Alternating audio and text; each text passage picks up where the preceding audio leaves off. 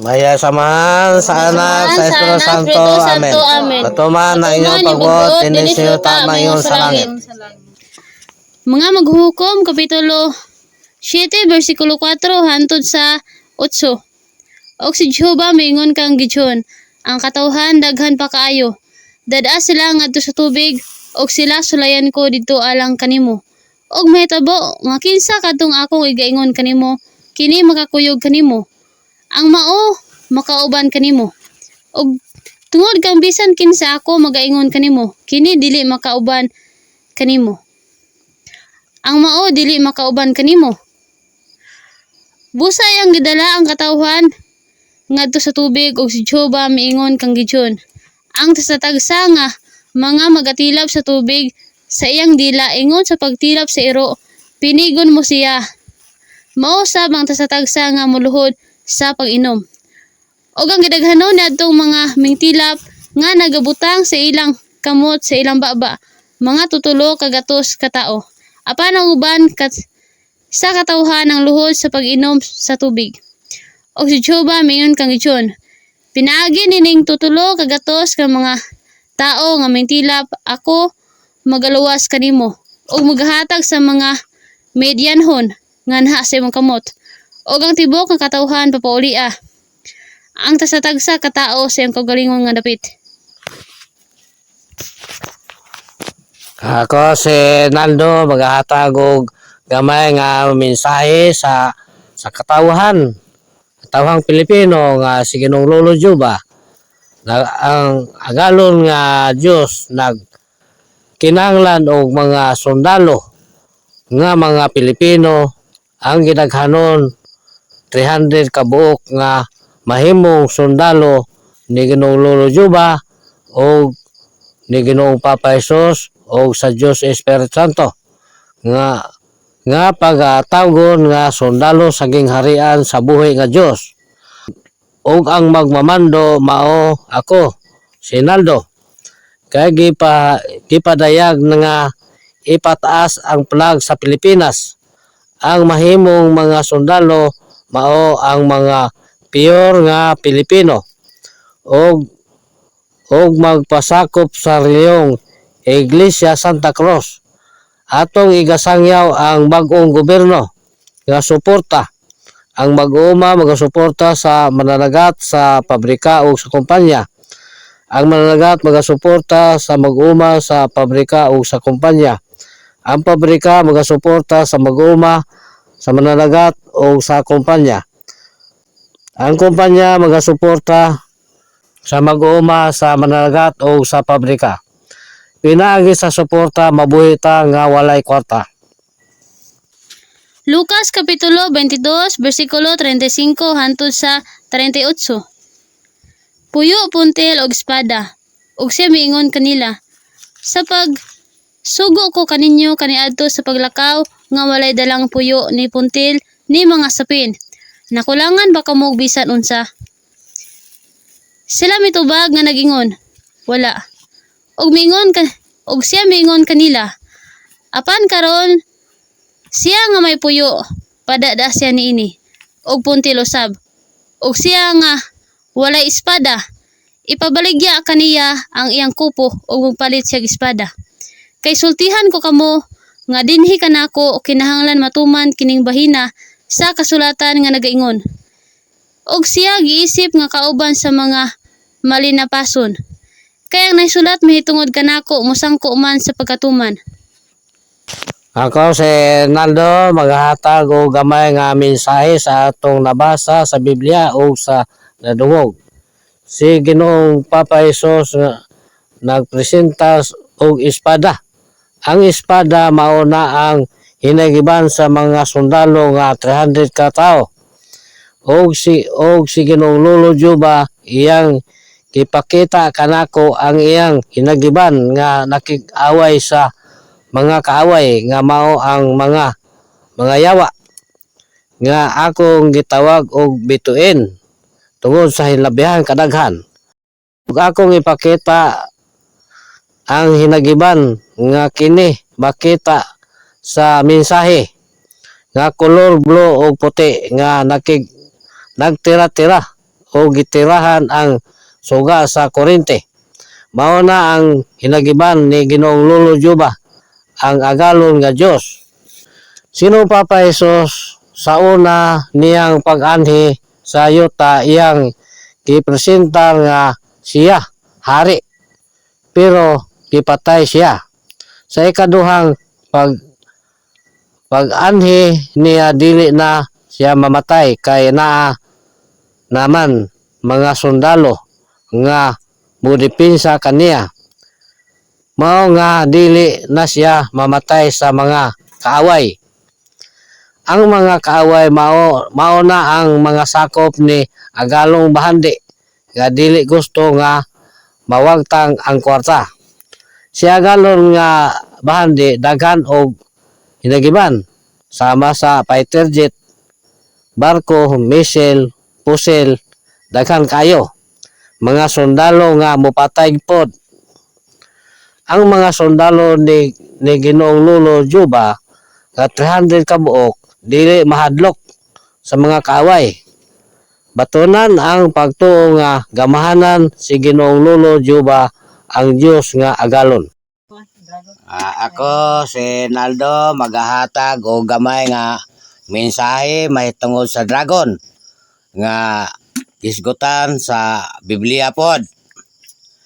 Ang dragon nga ako nakita miatubang sa kuha nga gusto niya nga ako kanon o unsao ko niya kanon ba basta kay matubang sa kuha. Karon mitanaw ko sa tuog sa wala og diha sa wala nakita na ko ang guna. Kung di ni magsilbi ning guna mo ako iaway anang dragon. Kaya labay mga kadako. Dagha mag-ulo. Karon, mitanaw ko sa akong dughan. Uy, naman na espada. Amaw tong akong gigunitan ang espada ang pulan. Og mitanaw ko sa dragon. Nga daghag ulo. Usay lawas. Og nakita nako nga dunay nagkabayo nga tao nga nakabayo pud og puti. Nakabayo sa puti nga kabayo. Og maoy nakig-away sa dragon. Oh, gipantigbas ang mga ulo. Og way nahimo gyud ang ubang mga ulo kay maayo mapunmuli kay katong maigo putol o maipon muli kay gyud ang nakabayo sa nakabayo nga tao nga gitigbas ang mga ulo hantod na horot o katigbas niya mo na Nga diha sa atong pagampo ang atong kamot gibutang sa atong dughan, timaan nga kita nagunit og espada batok sa kaaway. Mao gina ang tinuod nga istorya. Ang atong pagtuo o pagsalig ato kang Ginoong Lolo Juba nagapresentar ni nga kita nakig-away sa kaaway. Ug may tungod na ng dragon ginapresentar na nawagtang na gipatay na. Kana mga iskot-isgot lang na sa mga sakop sa gitawag nga agalong bahandi. Ingon ana gyud ang istorya ana. Nga nagatuo sila nga mubarog pa ang gitawag nga Antikristo. Dili na kabarog kay wagtangon na ang dautan. Uban sa agalong bahandi, wagtangon na. Kay ang katumanan diya sa naisulat sa Biblia sa Daniel nga ang bato may lapdo sa larawan o ang larawan nagadugmok.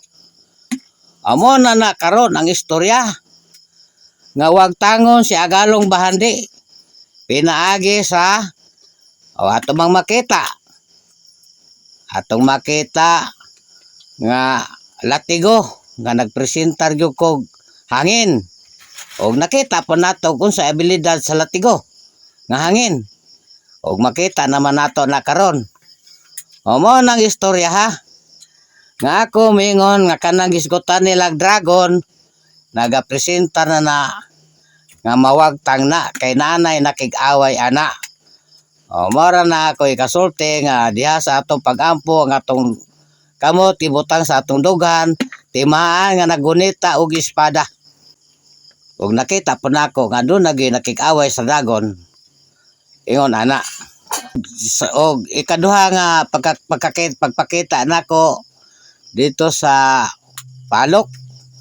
Nakita po nako ang dragon dito.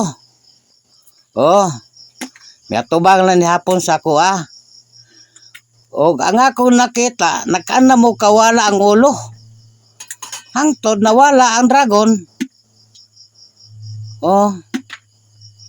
Ingon na ako nakita. Og aron gyud siya nga mawagtang sa hingpit, nakita nako ang kalayo mitog pa sa lawas og gisunog ang dragon. Wala na dragon. Kay gisunog na. Mao na ako nakita dito po sa palok. Ikaduhang pagpakita nako bahit tungod sa dragon kana lang. Lucas kapitulo 12 bersikulo 32 hangtod sa 34. Bahandi didto sa langit. Ayaw na kamo pagkahadlok kamayng panon kay gikahimutan sa inyong amahan ang paghatag kaninyo sa gingharian. Ipamaligya ang inyong kabtangan og panglimos kamo. Tagani ang inyong kaugalingon og mga puntil nga walay pagkasanot sa bahandi nga walay pagkahurot didto sa langit. Diin walay kawatan nga magakaduol ug walay tangkob nga magakutkot. Kay hain gani ang inyong bahandi ato usab didto ang inyong kasing-kasing. Ako sila lang magpasalamat mi kang Ginoong Lolo Juba, Lula Dolores, kay musurinda ang inahan sa tanang dautan aron mahimong lula sa kahayag. Gidong Papa Isus, Mama Maria, Mama Cristinsa o Diyos Espiritu Santo. Sa mga balang hinigibanog sa mga manulunda, uban sa Morilion, Iglesia Santa Cruz. Minsaya namo sa mga katawhan nga kami mao ang anak sa gingharian sa buhi nga Dios. Sa nakapaminaw na og nakakita na sa among mga mensahe. Ug naanay pagtuo, pagpasakop namo sa among reliyong Iglesia Santa Cruz. Aron mahimo nata nga gamayng panon. Ug ayaw na mo kahadlok sa galon na bahandi nga nagdala sa gobyerno nga kwarta. Ang atong kahadlukan sila Ginoong Lolo Juba, Lula Dolores, kay musurinir ang inahan sa tanang dautan aron mahimong lula sa kahayag. Ginoong Papa Isus, Mama Maria, Mama Cristinsa ug Diyos Espiritu Santo. Sa mga balaang hinigaban ug sa mga manulunda. Sila mao ang atong kahadlukan. Sila makapatay sa lawas ug sa kalag. Dili na tamhadlok sa gobyerno nga kwarta na mauna ang agalon na bahandi. Aron matuman ang giingon Ang giingon sa Biblia, ayaw na kamo pagkahadlok, gamayng panon. Kay gikahimutan sa inyong amahan ang paghatag sa gingharian. Pagpasakop na mo sa among relihiyong Iglesia Santa Cruz kay gikahimutan sa inyong amahan ang paghatag sa gingharian. Kung mubarog na ang gamayng panon, mubarog na ang bag-ong gobyerno nga suporta na mulukop sa tanang kanasuran. Sa mga katawhan nga gusto og kabaguhan sa tanang kanasuran, ang among relihiyong Iglesia Santa Cruz nagpresenta og bag-ong gobyerno nga suporta. Pantay-pantay na ang tanan, wala una ang kwarta. Sa tanang kanasuran, wala nay dato, wala nay pobre sa tanang kanasuran. Ang magpasakop sa among relihiyong Iglesia Santa Cruz magpasakop na sa mga gusto og mahimbong prinsipe og prinsesa. Ang among gipangita pure Pilipino og pure Pilipina. Walay halo. Aron mobarog na ang gingharian diri sa Pilipinas. Kay ang Pilipinas ang hari sa tanang kanasuran. Sa gusto mahimong prinsipe og prinsesa, magpasakop na og magpaila na. Dili na ta mahadlok. Ang walay grado kay ang akong papa nga si Naldo nga mao si Propeta Elias, grade 3 ra ang iyang nahuman sa iyang pag-eskwela. Sa mga gusto mahimong prinsipe ug prinsesa nga mga graduhan og nakasabot sa among mga mensahe, pagpasakop na mo. Dili na ta mahadlok sa agalo na bahandi. Mubarog na ta. Ang unang iba naulipon sa yawa. Ang ikaduhang iba musukol na sa yawa. Sa mga katawhan ilabi na mga babae, musukol na para mawala na ang kasakit sa tanang kanasuran. Kini akong ipasalamatan nila Ginoong Lolo Juba, Lula Dolores nga musurindir ang inahan sa tanang dautan aron mahimong lula sa kahayag. Ginoong Papa Jesus, Mama Maria, Mama Crescencia o Diyos sa Espiritu Santo. Sa mga balangin igiban og sa mga manulunda uban sa Morilion Iglesia Santa Cruz. Salamat.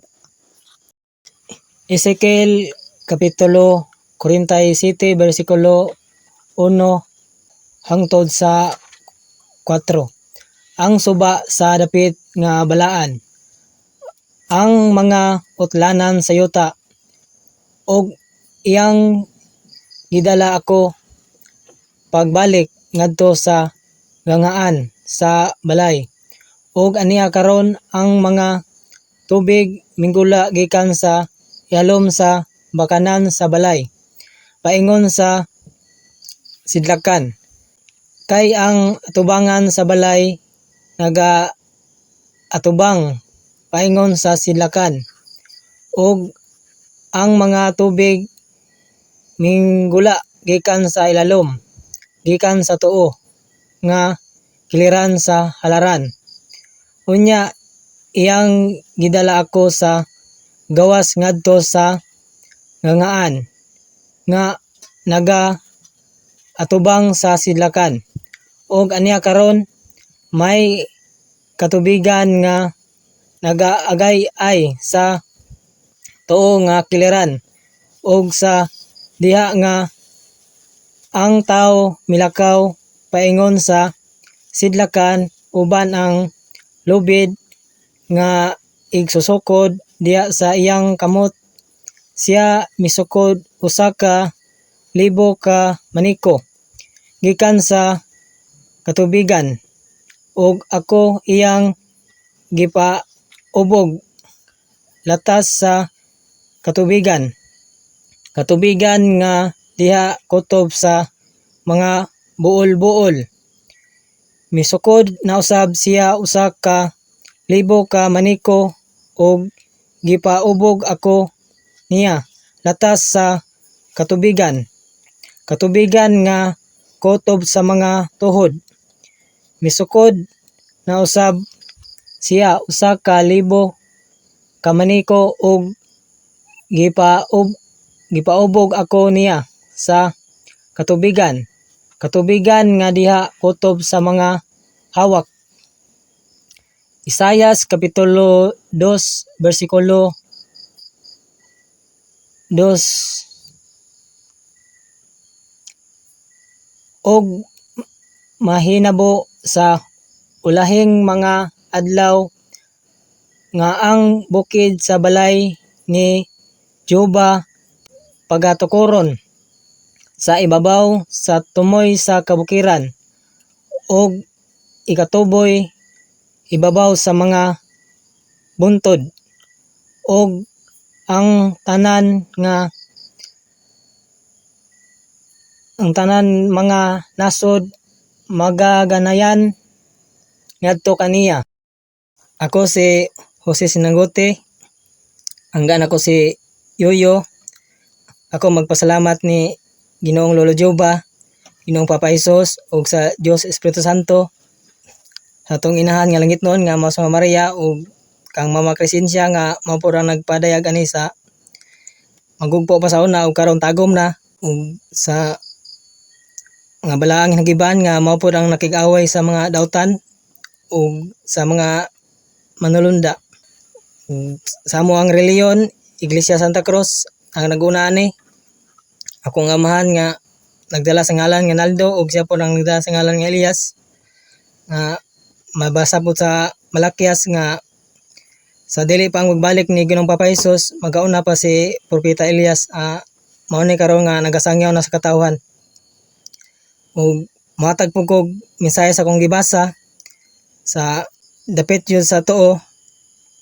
Ug kami mutanaw po mi sa tubod, napo dapit sa tuo ug matubang mi sa subangan. Ug sa diingon daa nga itawag nga sukod sa tubig nga ang tao gipaubog sa gitawag nga bolbool nga imabaw sa tikod nga mao ang gitawag nga dako nga bukog, mao nang bolbool o gipa adto na pod sa unahan, gipasukod na pod og 1,000 nga maubugan jud dapita, maubugan sa maong dapit nga tagatuhod o musukod na po og 1,000, maubugan na po dito dapita ang tagahawak nga naadyo po na dire dapita ug ang tubig paingon jud ni dito sa sidlakan ang tubig diriya ug mao nang sign sa pagkatukoron diriya nga templo o balay ni Ginoong Lolo Jehova. Ug sa itawag po da nga ulahing mga adlaw nga pagkatukoron ang balay ni Ginoong Lolo Jehova ug diriya sa tumoy sa Sitio Kabkab, Barangay Sabod, Lorito, Agusan del Sur. Pagkatukoran ang balay ni Ginoong Lolo Jehova.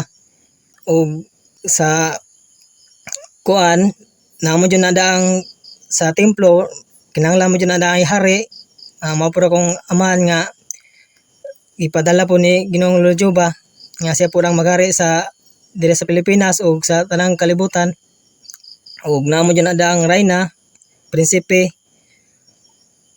o prinsesa nga mukuan po ko sa mga katawan nga kinsa tong gitawag ni Ginoong Lolo Jehova nga mo lingkod na ng mga katungdanan, sabi na sa prinsipe o prinsesa nga magpasakop na sa relihiyong Iglesia Santa Cruz aron na ma-plastar na ang kinsa ang molingkod. Ug sa mga kanasuran mo kuan po ko sa mga kanasuran nga mutabang pod sa pagtukod sa balay ni Ginoong Lolo Jehova. Kay ug dili sila mo tabang ang mga nasod, makastigo jud sila sa kagahom ni Ginoong Lolo Jehova na mao ang latigo ug ang balaang nagiban. Ato jud pong baguhon ang atong panggobyerno nga siporta magsinuportay aron maangkon pa nato ang kalipay. Ug kini akong gipangayo ni Ginoong Lolo Jehova, Ginoong Papa Hesus ug sa Dios Espiritu Santo ug sa atong inahan nga langit nun nga mao sa Maria ug sa balaang nagiban nga mao po na nakig-away sa mga dautan ug sa mga manulunda. Salamat sa tanan. Ako si Kling Kling, nagpasalamat mi kang Ginoong Lolo Jehova, uban kang Lola Dolores kay mosurrender man siya aron mahimo siyang reyna sa kayag. kang Ginoong Papa Hesus, uban kang Mama Maria, kang Mama Crescencia, sa Dios Espiritu Santo, sa mga balaang hinagiban o sa mga manulunda. Esther Kapitulo 4, versikulo 7 hangtod sa 16. O gisuginlan siya ni Mardukyo sa tanan nga nanghitabo kaniya. O ang igo gidaghanon sa salapi nga gisaad ni Aman nga ibayad sa mga panudlanan sa bahan di sari tungod sa mga Hudyo aron sa paglaglag kanila. Og siya usab mihatag kaniya sa hulad sa sinulat sa sugo nga gihimo didto sa Susan aron sa paglaglag kanila sa pagpakita ni ana kang Esther og sa pag-asoy ni ana kaniya. Og sa pagsugo kaniya nga siya moadto sa hari aron sa paghangyo kaniya og sa paghimo og pangaliyopo sa tubangan niya alang sa iyang katawhan. Og si Attach miabot sa iyang og iyang gisuginlan si Esther sa mga pulong ni Mardukyo. Og si Esther namulong kang Attach og hatagan siya og usa ka mensahe kang Mardukyo nga nagaingon. Ang tanang mga alagad sa hari og ang katawhan sa mga lalawigan og sa hari nagpanghibalo nga bisan kinsa nga lalaki kun babae nga moadto sa hari ngadto sa labing sulod nga sawang nga wala tawga adunay usa ka balaod alang kaniya. Nga siya pagapatyon gawas niadto nga kaniya ang hari magatunol sa bulawang sitro. Nga siya mabuhi. Apan ako wala matawag aron sa pag-adto sa hari sulod niining katluan ka adlaw. Og ilang gusigulon kang Mardukyo ang mga pulong ni Esther. Uya si Mardukyo nagsugo kanila sa pagpatubag kang Esther. Ayaw paghunahuna sa imong kagalingon nga ikaw makagawas dinhi sa balay sa hari. Labaw pa sa tanang mga Hudyo. Kay kung ikaw magahilom nining panahona, busa ang kagawasan o kaluwasan makita sa mga Hudyo gikan sa laing dapit. Apan ikaw ug ang balay sa imong amahan mga hanaw o kinsay nahibalo. Kung ikaw wala pa mahiabot sa gingharian sa maingon niini nga panahona. Unya si Esther misugo sa pagpatubag ngadto kang Mardukyo niini mga pulonga. Lakaw tiguma ang tanang mga Hudyo alang kanako o gayaw pagkaon ni maginom. Sulod sa tutulo kaadlaw. Og sa tutulo ka gabi ako usab ug ang ako mga dalaga managpuasa sa maong pagkaagi. Og busa ako moadto sa hari nga dili subay sa balaod. Kung ako mamatay, mamatay ako. Kung kamo magpasakop sa relihiyong Iglesia Santa Cruz, mao ni ang mahitabo sa atoa. Nga kung kita mamatay, kita gyud mamatay. Ug kung kita mabuhi, mabuhi ta. Mao ni ang nabasa sa sugilanon ni Esther nga andam siyang mamatay uban sa pagpuasa alang sa iyang katawhan. Si Ginoong Lolo Juba ang agalon nga Dios nagkinahanglan og 300 ka mga lalaki nga pure nga mga Pilipino aron mahimong mga sundalo sa gingharian sa buhi nga Dios. Og sa mga pure nga Pilipino nga gustong mahimong prinsipe, magpasakop na. Og sa mga pure nga mga Pilipina nga gustong mahimong prinsesa, magpasakop na. Kung sakto na ang gidaghanon sa mga sundalo nga 300 ka buok uban sa mga prinsipe ug sa mga prinsesa, naay paggahimuon nga pagpuasa. Sama kang Esther nga nagpuasa. Ang pagpuasa ni Esther nga 3 ka adlaw ug 3 ka gabi nga wala magkaon ni maginom. Ang pagpuasa nga paggahimuon dili sama niini. 3 ka Bernes. Unang Bernes ipahinungod kang Ginoong Lolo Juba. 1 ka basong init nga tubig. Imnon kada buntag udto ug hapon. Una mag-inom magampo sa. Ikaduhang Bernes ipahinungod kang Ginoong Papa Hesus. 1 ka basong bugnaw nga tubig. Imnon buntag udto ug hapon. Una mag-inom magampo sa. Ikadulong Bernes ipahinungod sa Dios Espiritu Santo. Wala nay tubig nga pagaimnon. Magampo na lang sa buntag udto ug sa hapon. Bawal matulog sa adlaw. Kung kilom-kilom na, pwede nang matulog. Pag alauna na sa kadlawon, pwede nang mukaon. Ang pagpuasa nagapresentar alang kang Ginoong Lolo Juba, kang Ginoong Papaisos, ug sa Dios Espiritu Santo. Nga andam ta mutuman sa ilang mga sugo ug magsangyaw sa relihiyong Iglesia Santa Cruz ug sa bagong gobyerno nga suporta. Manghinaot mi nga kamo makasabot sa mga mensahe karon nga among gipalupad. Salamat sa inyohang tanan.